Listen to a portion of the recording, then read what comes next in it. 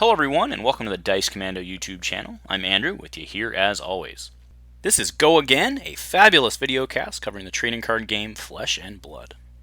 This video and others like this one are possible thanks to viewers like you. Please show your support with a like and subscribe, and be sure to hit the bell notification icon so you don't miss any new videos. If you want to get involved with the channel, consider becoming a channel member. There are many benefits to channel membership, including access to our Discord, exclusive deck tech and strategy videos, and the opportunity to help create channel content. I want to sincerely thank all our channel members, as I truly couldn't do this without your support. You guys rock. Go Commando. This weekend at the Dice Commando Community Appreciation Tournament, an interesting question came up around Lexi's arrow card, Light It Up. Now, within minutes, I was able to find the answer in the Tales release notes, and we were able to resolve the question and move on with the game. However, the details around this issue are quite interesting to me. In short, I think that the text on Light It Up is not optimally written to lead a player to the conclusion that is consistent with the official ruling.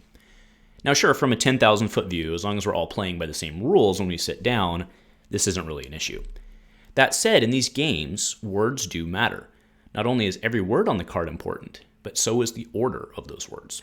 Today I want to talk about this specific case as an example of why, and especially so in Flesh and Blood, which is an inherently complex game, it is incredibly important that every effort be made not just to avoid confusion, but to provide clarity.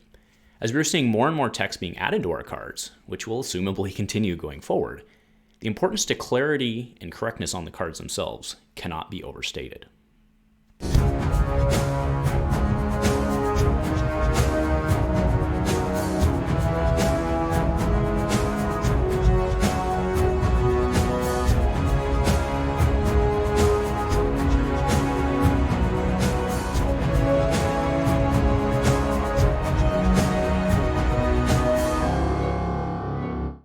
Hello everyone, and welcome back to Dice Commando and Go Again, a fabulous cast. I'm Andrew here as always, and thank you very much for joining me again today.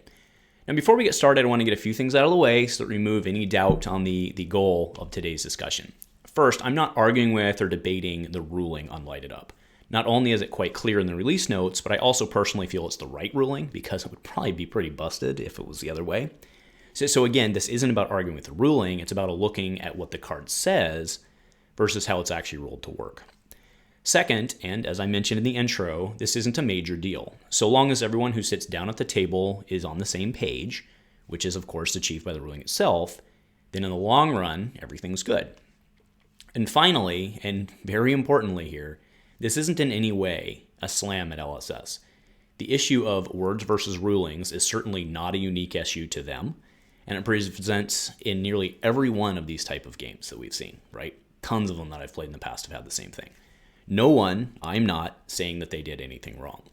That said, I feel it's worth talking about this because it does present an opportunity for improvement. I believe that whenever possible, we should strive to avoid confusion, and that is what this is about, nothing more. All right, so kind of the background on what happened here is we were in the middle of the tournament, and I was TOing, of course, and I heard that familiar judge, right? And you know, as a TO, when you look over and you see that, the hand raised is two good players who know what they're talking about, your heart sinks a little and you kind of tell yourself, oh hell, right? Because you know you're going to go over there and it's going to be some super complicated question. So what it was about Light It Up. Now I'm putting Light It Up right now in a very large size because I want to make sure everybody can read it, and there's a lot on it. But the relevant point here, or the relevant part here of this card, is the third line paragraph there. If Light It Up was fused, it gains, if this hits a hero, deal 1 damage to them for each equipment they control. Right, so the question, you can absolutely imagine what the question was. The question is, if let's say I control 4 equipment, does Light It Up deal 4 packets of 1, which could of course be buffed? Is it 4 packets of 1, or is it 1 packet of 4 in terms of damage? Very, very reasonable question. Now, let's go ahead, just move right ahead and get to it. The release notes very clearly say, right, the highlighted section I have here, Lexi's Light It Up's first ability is a single instance of damage, even if they have multiple equipment. For example, if the defending hero controls 4 equipment, Light It Up would deal 4 damage, not 4 instances of 4, right? So fair enough, it's right there. However, going back, you have to understand why it's reasonable to ask that question, right? Again, if we read Light It Up, it says, if it hits a hero, deal 1 damage to them for each equipment they control. Now, as I mentioned, kind of in the beginning part, I think this is the right. I think it's the right ruling because it would be completely busted. I mean, the obvious implication here is what I'm showing now: ball lightning, right? Ball lightning into light it up. If this was dealt as packets, oh boy, right? I mean, you could ball lightning into light it up, hit on light it up, and deal a buttload of damage, right? So when I went over there, I did the thing. I picked it up, read the card. My initial reaction was, I think it's 1 packet of 4. And then I read it again. And I said, actually, what it should read, it must be 4 packets of 1. Now, this is, of course, before we looked it up, right? But when I read original, I was like, I think it's 1 packet of damage. And then I read it again, and I said, actually, I think the way that this would read is it would say something to the effect of deal damage equal to equipment, right? So what I have here is as written. So I've simplified it, of course, but as written says, if lighted up was fused, it gains, if it hits a hero, deal 1 damage to them for each equipment they control, right? With proper English, what that actually reads as is dealing 1 damage to them each time you deal 1 damage to them for each equipment they control.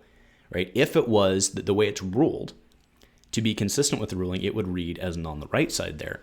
If lighted up was fused, it gains, if this hits a hero, deal damage to them equal to the number of equipment they control. Right? So to be very clear here, we know what the official ruling is.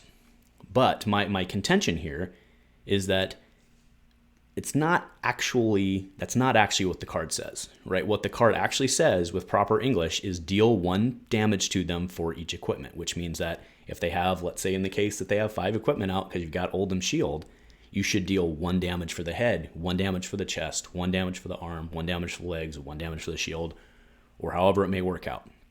That is what the card on the left says.